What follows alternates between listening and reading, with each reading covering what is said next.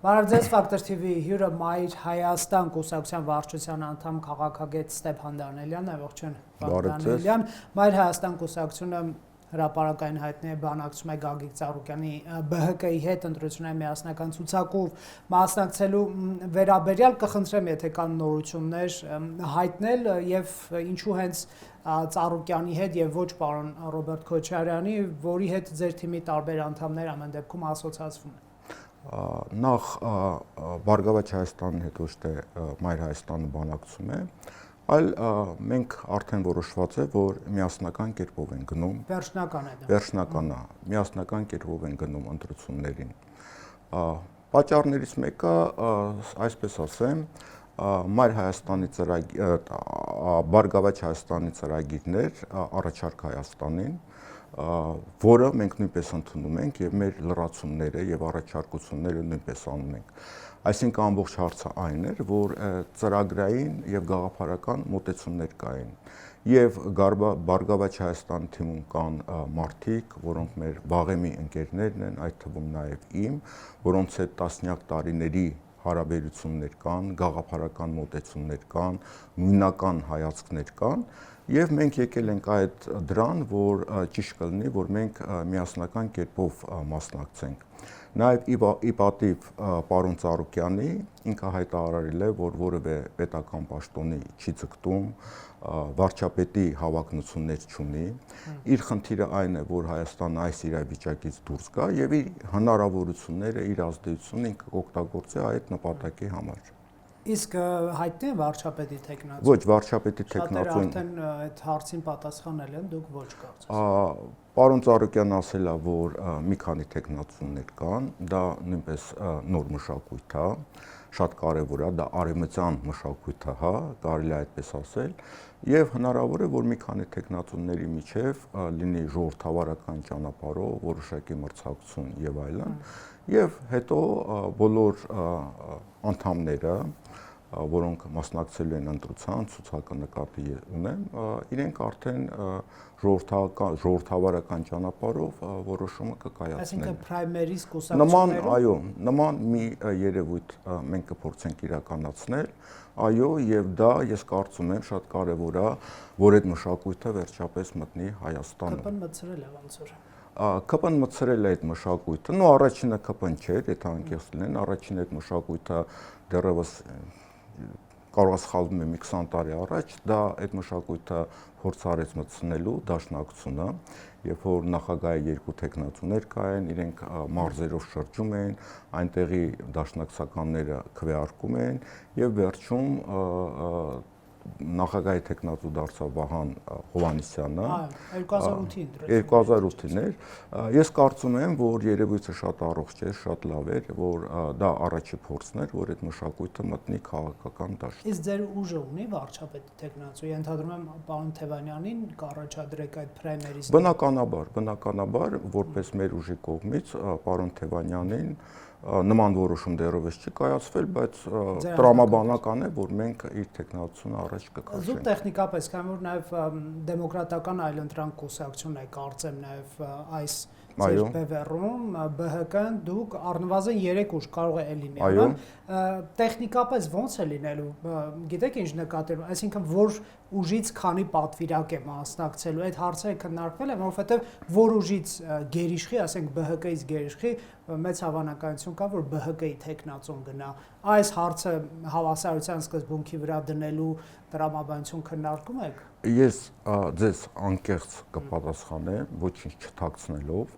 որ դեռևս նման քննարկումներ եւ նման որոշում չկա, այսինքն ժամանակ կա, մենք այդ հայցերը, նաեւ ցուցակի կազմման հարցը կքննարկենք։ Շատ լավ։ Տեսեք, իսկ մտահոգություն չունեք, որ եթե պարոն Ծառուկյանի ղեկավարած ուժը գա Հայաստանում իշխանության, դա կարող է այսպես օլիգարխիկ կառավարման հիմք դնել, գաղտնիք չեն խոշոր փողատերը, շատ բիզնեսներ ունի եւ երբ որ այսպիսի կապիտալով անձին գալիս են, ունենում են քաղաքական իշխանություն, դա կարող է օլիգարխիայի հիմք հանդիսանալ։ Դու տեսեք, դուք ասացիք, որ Բարգավաճ Հայաստանը կամ այդ մի քանի կուսակցություններ, որ առաջարկ Հայաստան ծրագրով են գնալու,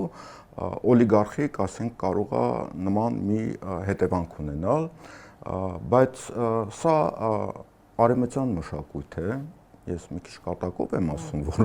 մենք օլիգարխիկ ենք, տեսեք, երբ որ ֆրանսիացի նկատում է, որ խոշոր կապիտալ մտնում է քաղաքականություն, մեծ է հավակնությունը նաև սեփական շահերը սպասարկել։ Տեսեք, Ֆրանսիայում որևէ ֆրանսիացու որ դուք բռնեք, որը քաղաքականությունից տեղյակ է, եւ հարցնեք ով է Մակրոնը, դες կասեն Ռոթշիլդի մարդն է։ Դա ես չեմ ասում, դուք չեք ասում, իրենք են ասում։ Քանի գերմանացի է եղել, ես հարցրել եմ ինչ կարծիք ունեն իրենք Մերցի մասին, հա, Գերմանիայի կանցլերի մասին։ Իրենք պատասխանում են, որ դա Black Rocks guy, Black Rocks guy։ Այսինքն Black Rock-ը գիտեք, դա մոտ 4 տրիլիոն դոլար է վերահսկում, համաշխարհային խոշոր կազմակերպություններից մեկն է, ինվեստիցիոն, եւ Գերմանիայի կանցլերը համարում են, որ Black Rock-ի դրած անձնավորությունն է։ Եթե վերցնենք ժողովրդավարության բաստիոն Միացյալ Նահանգները,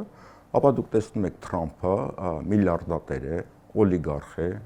իր հիմնական բանագնացները Ուիտկոֆը եւ Կուշները միլիարդատերեր են եւ այս ընթացքում իրենց միլիարդները շատացել է, ովքեր բերեցին Թրամփին իշխանության, ասենք Մասկը, որը այսօրվա դրությամբ աշխարհի ամենահարուստ մարդն է, 830 թե 40 միլիարդ այս պահին ունի, եւ համարում են, որ IT օլիգարխների դրված մարդն է եւ նաեւ IT օլիգարխները իրեն բերեցին իշխանության։ Հիմա գիտեք ինչ, երբ որ Հայաստանի նման բաներ են անում, որ գիտեք ինչ օլիգարխները կգան իշխանության, ապա շատ ծիծաղալի է, որտեղ ժողովրդավարության բաստիոն երկրները իրենք ամբողջովին օլիգարխիկ են։ Իսկ եթե ավելի լուրջ խոսենք, ընտրությունների ժամանակ բնականաբար խոշոր կապիտալը միշտ եւ հիմա նույնպես իր ազդեցությունը ունենալու է, դա բնական է, այլ բան է, որ այնպիսի համակարգ ձևավորի, որը հանրության շահերից հանդես գա եւ ինչ որ ձևի սահմանափակի, բայց այն ո՞րն է աշխիքը, որ պարոն Ծառուկյանի բիզնեսների շահերից չի հանդես գա ձեր ուժը, ձեր դաշինք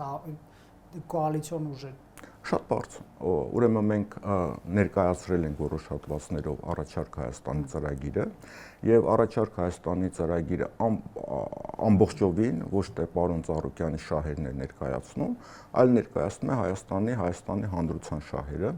եւ մենք վերցրել ենք այնպիսի գաղափարներ, որ պետք է վերջ դնել այս ատելության մթնոլորտին, մարդիկ հոգնել են, ստրեսների մեջ են ու ընտրություններից առաջ այս ատելությունը ավելի է խորանում, թեկուզ այս վարչապետը, հա, ինքը քաղաքական դաշտում էր ատելություն տարածում,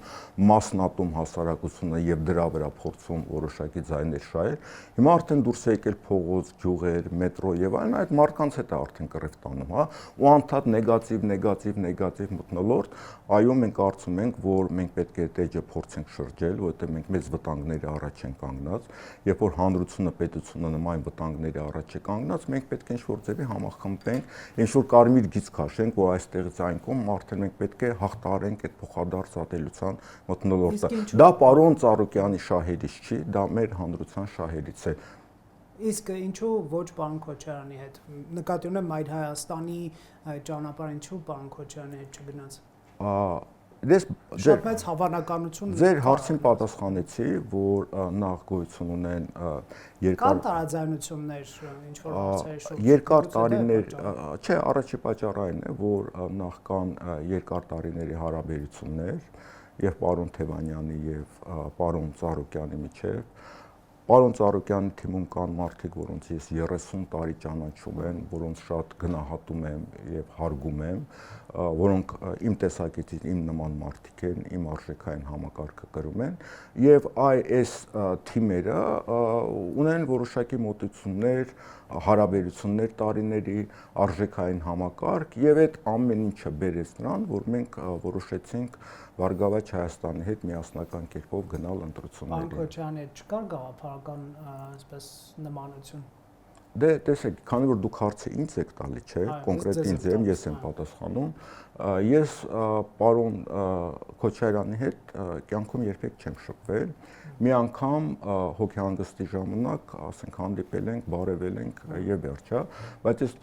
նորից կրկնում եմ։ Դա շատ պարոն Թևանյանին են ասոցիացիան։ Հա, նու պարոն Թևանյանը առաջի անգամ որքանով ես խմբակցությունում եմ։ Այո, որքանով ես գիտեմ պարոն Քոչարյանի հետ կարող է սխալվում եմ, բայց որքանով ես գիտեմ, առաջի անգամ ծանոթացել է 19-20 թվականին, այսինքն առաջի անգամ, որ ինքը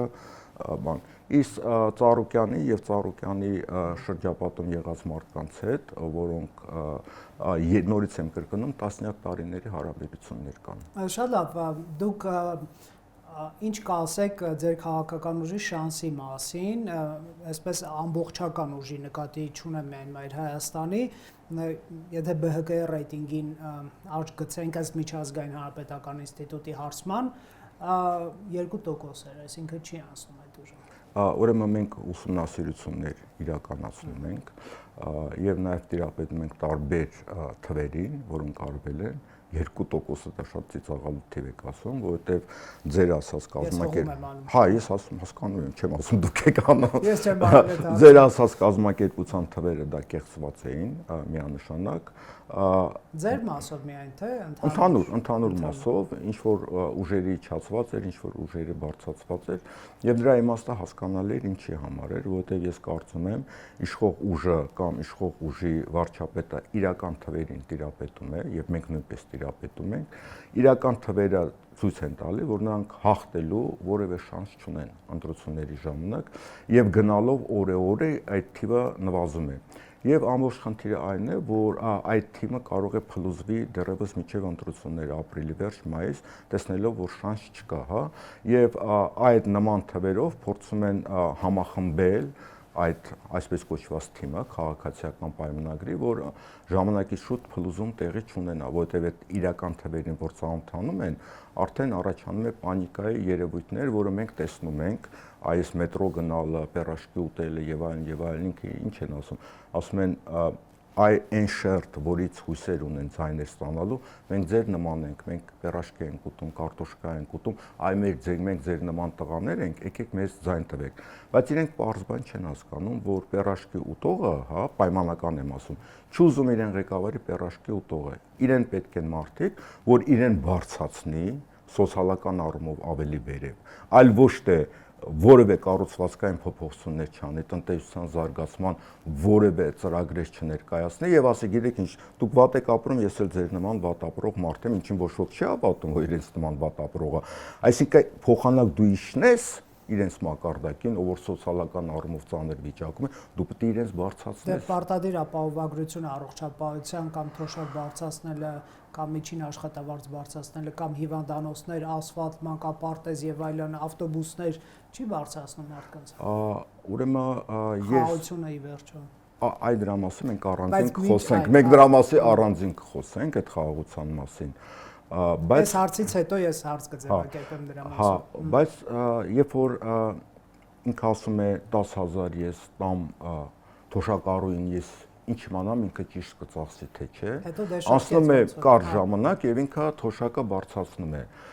Ուրեմն այդ որ 10000 տամ իրենք ինչ կանեն, այդ վիրավորանքը խորապես մտել է շատ մարդկանց մեջ, նաև թոշակառուները, դա անձնական վիրավորանք է։ Իսկ այդ 10000 բարձրացնել արդեն բոլորը գալիս են դա էժանագին նախընտրական կաշառք։ Նույնը ապահովագրությունը։ Եթե դու 8 տարի իշխանության ես, եկել ես ընտրությունների առաջ եւ նման ապահովագրություններ ներդնում, հա, տարիքով մարդկանց համար, վերջի պահին թոշակ ես բարձրացնում, հիմա նույնպես երևի ինչ-որ բաներ կանեն, սա արդեն կոպտագույն կաշառք է եւ այդ կաշառքը այս գործող վարչապետի մտածողության մեջ է մտած, որովհետեւ հիշում եք, դուք էլ երևի հիշում եք 2017 թվականի 17 թվականներ, չէ, Երևանի ավագ ընտրությունները, երբ որ ինքը ասեց ընտրակաշառք մի վերցրեք, կգաք ինձ ձայն կտակ, ես բյուջեից ձեզ այդ փողը կտամ, այսինքն քաղաքի բյուջեից ինքը փաստորեն ընտրակաշառք է առաջարկում։ Այդ իրան մտածողությունն է եւ այդ մտածողությունը ինքը հիմա նույնպես փորձում է անել։ Ես շատ մարդիկ հասկանում են, որ այո, հետո իրենց քթից է դուրս գալու այդ 10000 դրամ։ Դանիելյան, առողջապահության ապահովագրությունից լիքը մարդ ասում է ջրի դեղ ենք ստանում, ջրի Հասկանալի է, բնականաբար պետք է գոհ լինեն, բայց հարցը նրան է, չէ, բա ինչու դա դու եկար 2026 թվականին դա արեցել, այլ ոչ թե 22, 23, 19 եւ այլն, հա, առավել եւս որ դու պետական պարկը միլիարդներով ես ավելացրել, 7-8 միլիարդի ավելացրել ես, բայց այդ պետական պարկը ոչ սոցիալական խնդիրներ է լուծել, ոչ ինչ-որ լուրջ զարգացման ծրագրեր են եղել, կոմունիկացիաներ են կառուցվել եւ այլն, այսինքն դրա մի չնչին մասն է, ձեր ասած ճանապարհներ, մանկապարտեզներ եւ այլն, բայց այդ մանկապարտեզների մեծ մասն էլ կիսատ է մնացել, դպրոցների մեծ մասը, այսինքն ինքը ինչ էր ասում էր գումարը կա, չեն կարողանում սարքել, հա, այսինքն մենեջմենտի հարց, կազմակերպչական հարց, կադրերի որակի հարց, կառավարման որակի հարց, ահա որ ցածր է գտնվում, նույնիսկ այն պարագայում, երբ որ Եվրոմիությունից եւ այլն գումար են վերում եւ գումարը չեն կարողանում իրացնել։ Ուրեմն ես գիտեմ բազմաթիվ շատ կոնկրետ դեպքեր, որ Եվրոմիությունից կամ այլ տեղերից գումարներ են ստացել եւ այդ գումարների մի մասը հետ է գնացել, որտեղ չեն կարողացել իրացնել։ Այսինքն իրենք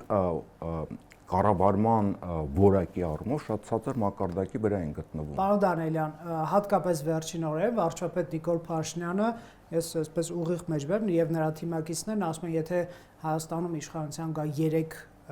օլիգարխների կոալիցիան, ըստ էության պարոն Ծառուկյանի նկատի ունեն, պարոն Քոչարյանի, պարոն Կարապետյանի, պատերազմ Սամվել Սուքիասյան, Վիվարոյի Վիգենը նկատի ունեք դուք։ Թե դա իրենց օլիգարխներն են։ Պարոն Սուքիասյանը այսքան գիտեմ ԿՊ ցուցակում չի լինելու։ Բայց կա չէ հիմա։ Այսինքն եւ ահագին մեծ գումարներ աշխատել պետական լծակները օգտագործելով Վիվարոյի այդ Վիգենը ինչ ազգանունը չեմ հիշում եւ այլն, ֆանտաստիկ գումարներ են աշխատում, բանկային համակարգը սարսափելի մեծ գումարներ է աշխատում, բայց դրանով չի մեղմացնում մարդկանց վարկեային բեռը, որոնք մի մասը չեն կարողանում տալ եւ ընտանիքներ են քանդվում, մարդիկ փողոցներում են ուղիղ իմաստով հայտնվում եւ այլն։ Դուք կասեք, հա։ Չէ, ամբողջ իմաստը այն է, որ այդ խոսքերը ասում են մարդիկ, որոնք ունեն սեփական օլիգարխներ, որոնք որևէ սոցիալական պատասխանատվության իրանց վրա չեն վերցրել, մեղադրում են այն մարդկանց, որոնք տարիներ ի վեր սոցիալական պատասխանատվություն են վերցրել իրանց վրա, եւ պարոն Ծառուկյանը եւ պարոն Կարապետյանը իրենք բարեգործություն են արել, դպրոցներ են սարքել, գյուղատնտեսական ոլորտում ներդրումներ են, այսինքն սոցիալական ծրագրեր։ Պարոն Ծառուկյանի գույքի բռնագանձման հայց կա դատարանում կհասկանանք դա ինչքանով օրինական պարոն Դանիելյան ամեն դեպքում։ Չէ, բնականաբար թող դատարանը որոշի, բայց ես ձեզ խորհուրդ կտամ բոլոր նրանք ովքեր նայում են, գնան որոշակի շրջաններ եւ տեսնեն մարդկանց ուղղակի գյուղացիներին եւ մարդկանց հարցեն ինչ սոցիալական ծրագրեր են արել այդ մարդիկ, որոնց օլիգարխ են ասում, եւ այն օլիգարխները, որոնք Խաչատուր Սուքիասյանն, Վիվարոյի Վիգենն եւ այլն, իրենք ինչ սոցիալական ծրագրեր են արել այս ամբողջ ընթացքում։ Կարող է արել է, ես չգիտեմ եւ չեմ ուզում այսպես մրցակցել, դա իմ խնդիրը չի, իմ հարցը հետեւյալն է։ Չէ, դա մեր խնդիրն է, բա մենք ինչի մասին ենք խոսում։ Լավ, տեսեք, հետեւյալն է, որ դուք գալով իշխանության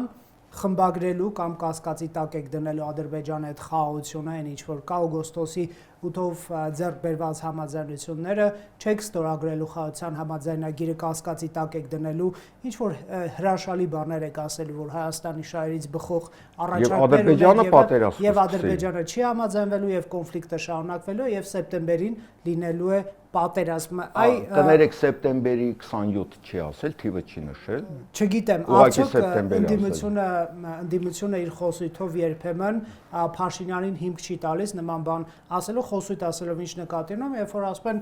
թռիփի երաշխավորմանը բերենք Չինաստանին, Ռուսաստանին, այն դեպքում երբ որ դա ամերիկյան ծրագիր է կամ ասելով որ արցախցիներ վերադարձի հարց կդնենք, երբ որ Ադրբեջանը դրան հակադրում է այլ օրակարգեր, 300,000 ադրբեջանցիներ եւ այլն, ձեր պատասխան։ Շատ կարևոր հարց տվեցիք եւ ես շնորհակալ եմ այդ հարցը տալու համար։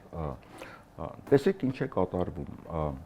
Այս գործող վարչապետը հայտարարում է, որ եթե ինքը չվերընտրվի, ապա կլինի պատերազմ։ Սահմանադրական մեծամասնություն չստանա։ Չէ, միջև էլ էր ասում, այս վերջի խոսքն էր։ Ադրբեջանի կողմից Ադրբեջանի նախագահ հայտարարում է, ասում է, եթե իմ պայմանները ընդունեն, կարող է խաղաղության պայմանագիր կնքեմ, բայց եթե հնարավոր է, որ 6 ամիս հետո ես այլ Հայաստանի չցանկանամ խաղաղության պայմանագրեր կնքել եւ Հայաստանի սահմանները չճանաչեմ։ Տեսեք, զուգահեռ աշխատանք է տանում։ Այսինքն, այս Հայաստանի գործող վարչապետը ակնհայտորեն կա պայմանավորվածություն Ադրբեջանի նախագահի հետ, որ իրենք պետք է հայ ժողովրդին շանտաժի մեջ տնեն, եւ եթե Նիկոլ Փաշինյանը չընտրվեց, ապա կլինի պատերազմ սեպտեմբերին։ Ինչի սեպտեմբերին իմիջիայլոց, որովհետեւ սա հոգեբանական ճնշում է, որ 20 թվականի պատերազմը սեպտեմբերի 27-ին է սկսվել, իրենք այդ զուգահեռն են անցկացնում, որ ահա սեպտեմբերին նորից պատերազմ կլինի։ Ուրեմն առաջին Ադրբեջանն այն վերջի երկիրն է, որը որոշելու է, թե Հայաստանը այդ պատերազմ անելու է, թե չէ։ Եվ 20 թվականին նույնպես Ադրբեջանը չի որոշել լինելու է պատերազմ Հայաստանի հետ, թե ոչ։ Դա եղել է միջազգային դասավորվածություն, աշխարհաքաղաքական փոփոխություններ, եւ դուք գիտեք, պատերազմի ժամանակ ուրեմն եւ թուրքական զորամիավորումներ են եղել, եւ Պակիստանից, եւ Սիրիայից, բաներ են բերվել, տերորիստներ են բերվել։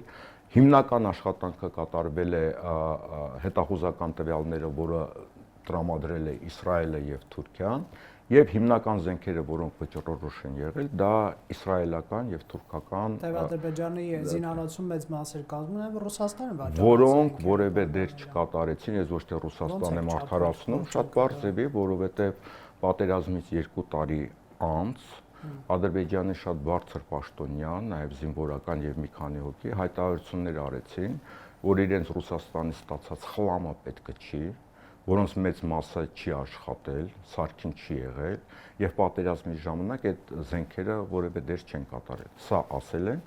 ադրբեջանցի շատ լուրջ պաշտոնյաներ։ Բոլորի համար ես նորից եմ կրկնում, սա Ռուսաստան արդարացնել, չարդարացնել։ Ես ուզում եմ process-ը հասկանանք, որ ձեր հարցին պատասխանեմ։ Ուրեմն հիմնական դերը կատարել են, գիտեք,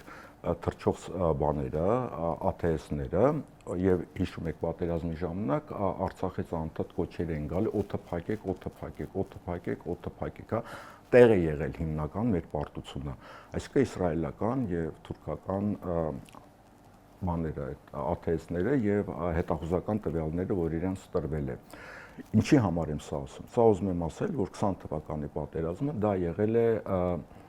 աշխարհաքաղաքական փոփոխությունների հետևանք եւ Ադրբեջանը ստացել է թույլտվություն եւ հնարավորություն պատերազմ սկսելու։ Հիմա, եթե խոսքը գնում է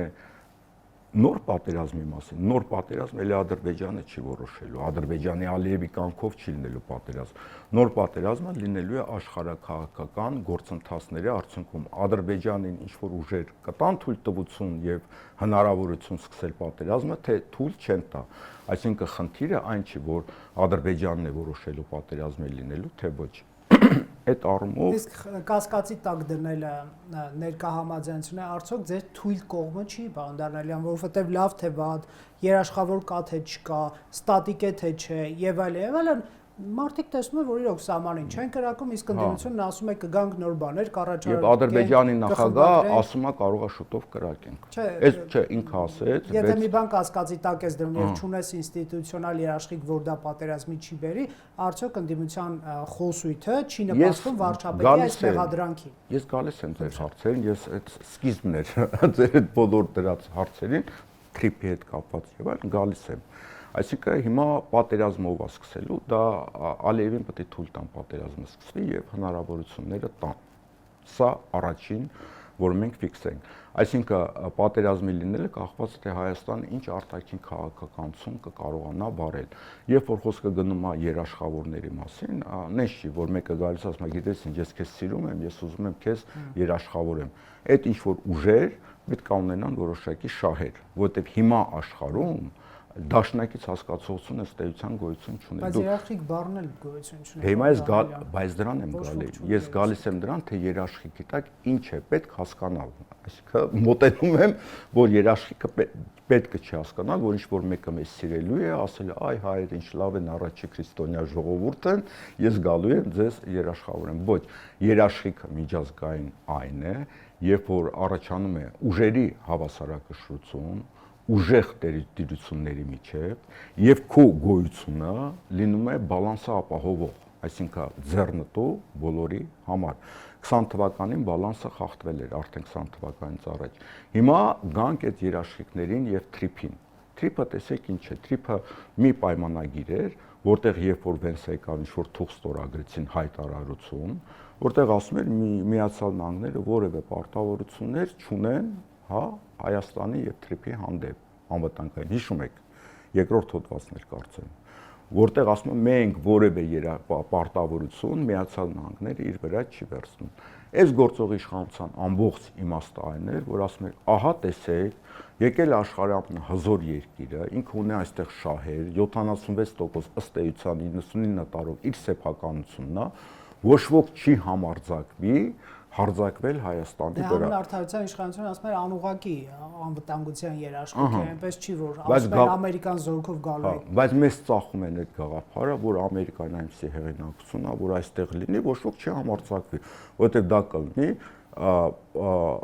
ձեռնոց նետել Միացյալ Նահանգներին։ Ինչպես մենք չհամարձակվեցինք ադրբեջանական նավթագազային ռեսուրսները պայթեցնել, որովհետև դա Մեծ Բրիտանիայի կամ այլ շահերի դեմ կլիներ։ Հիմա տեսեք, կա Մերձավոր Արևելքում պատերազմ է գնում։ Ուրեմն կան արաբական երկրներ եւ Իսրայել, որոնք ասում են մենք Միացյալ Նահանգների դաշնակիցներն ենք։ Միացյալ Նահանգները ունի սարսափելի մեծ շահեր Էմիրատներում, Դուբայում, Սաուդյան Արաբիայում, մենակ այդ նավթադոլարների պատմությունը ցույց է տալի, որ Միացյալ Նահանգների եւ համաշխարհային տնտեսության հիմքը այդ նավթադոլարներն են եւ դրա համար Միացյալ Նահանգները ուզում է վերահսկել ամբողջը։ Այնտեղ ի տարբերություն Սյունիքի կան միլիարդավոր դոլարների ռադարներ, օդանավակայաններ ռազմական, ամերիկյան բազաներ։ Իրանը հարվածում է այդ բազաների վրա, այդ ռադարները ոչնչացնում, Իսրայելի վրա է հարձակվում, արդեն իրանց միջուկային տեխնոլոգիաների կենտրոնի վրա է, դիմոնի վրա է հարձակվել, չէ, եւ հարվածներ արդեն ցուցադրական, արդեն 4000 կիլոմետր հեռավորության վրա գտնվող Դիոգե Գարսիայի վրա երկու հրթիռ են մոտեցել։ Բայց Իրանի ռազմաքաղաքական ղեկավարությունն է ոչնչացված, այնպես չի, որ Իրանը հիմա կգամ դրան, այս միտքը վերջացնեմ, կգամ եւ դա շատ կարեւոր հարց տվեցի։ Հիմա նայեք, թրիփը, երբ որ արդեն կարմիր գծերը չկան, արդեն անկեղծ խոսակցությունն է սկսել միջազգային հարաբերություններում, Իրանը թույլ է տալու, եթե դիմանա, որ այստեղով թուրքական աշխարհ ստեղծվի, այստեղով իրեն հյուսիսից շրջափակեն, ինքը արդեն Ադրբեջանին է սպառնում։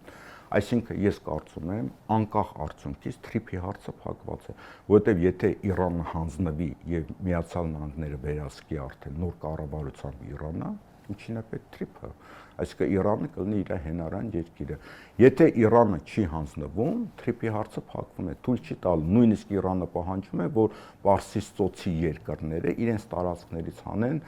ռազմական բազաները։ Կնեք, բայց Իրանը հիմա գոյաբանական խնդրի առաջ է, իր խնդիրներով հանդերձ կարծում եք աչքը թրիփն է։ Հիմա դրան եմ գալ, իհարկե թրիփն է։ Եթե ինքը խփում է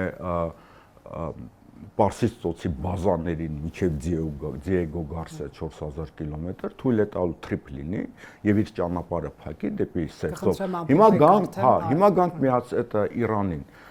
Դուք ասում եք Իրանի ռազմաքաղաքական ղեկավարությանը ոչնչացնում են։ Ուրեմն աշխարհում կան շատ քիչ երկրներ, ում ղեկավարության ամբողջովին ոչնչացնես, պետության կուրսը չփոխվի։ Նույնիսկ Միացյալ Նահանգներում նախագահային հանեք, ներքին եւ արտաքին քաղաքականությունը փոխվում է, անձից է կախված։ Ուրեմն